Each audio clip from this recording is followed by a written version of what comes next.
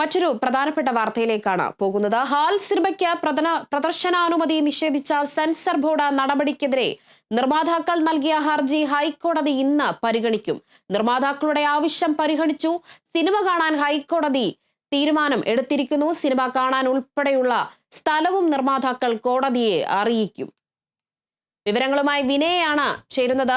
വിനയ, എന്തായാലും ഹാൽ സിനിമയ്ക്ക് പ്രദർശനാനുമതി നിർദ്ദേശിച്ച സെൻസർ ബോർഡ് നടപടിക്കെതിരെ ഇപ്പോൾ നിർമ്മാതാക്കൾ നൽകിയ ഹർജി ഹൈക്കോടതി ഇന്ന് പരിഗണിക്കും.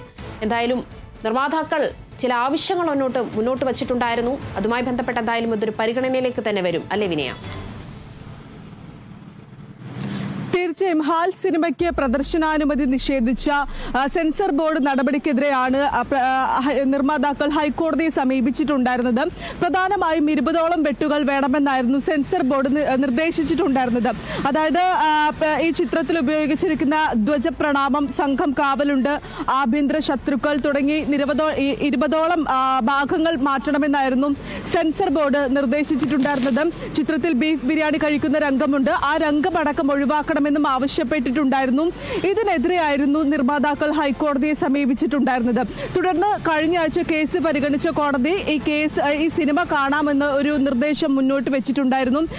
മുൻപ് JSK സിനിമയ്ക്കാണ് ഇതിനു സമാനമായിട്ടുള്ള രീതിയിൽ ഹൈക്കോടതി തന്നെ സിനിമ നേരിട്ട് കാണുന്ന ഒരു നിലയിലേക്ക് പോയിട്ടുണ്ടായിരുന്നത്. ഇപ്പോൾ നിർമ്മാതാക്കൾ തന്നെ ആവശ്യം ഉന്നയിക്കുകയായിരുന്നു കോടതിക്ക് മുന്നിൽ. പ്രധാനമായും ഈ സിനിമയിൽ അല്ലെങ്കിൽ ഈ സിനിമയിൽ മതപരമായിട്ടുള്ള ഒരു കാര്യം തന്നെയുമില്ല.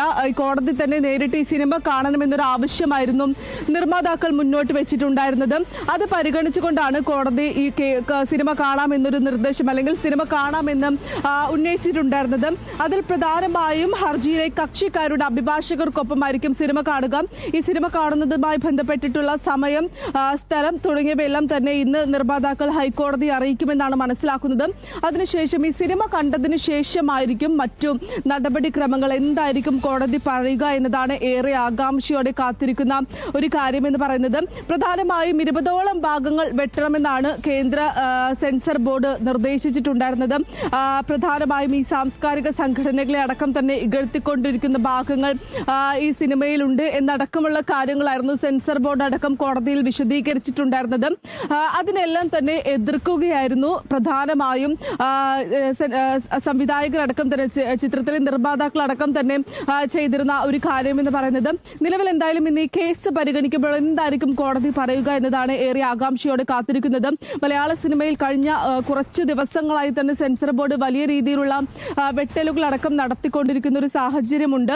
അതുകൊണ്ട് തന്നെ ഇനി എന്തായിരിക്കും പറയുക എന്നതാണ് ഏറ്റവും പ്രധാനപ്പെട്ട കാര്യം.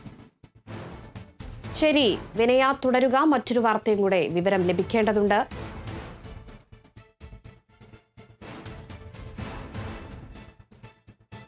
എറണാകുളം കുമ്പളത്ത് കനത്ത മഴയിൽ വീട് തകർന്നു. 35 വർഷത്തോളം പഴക്കമുള്ള വീടാണ് കനത്ത മഴയിൽ പുലർച്ചെ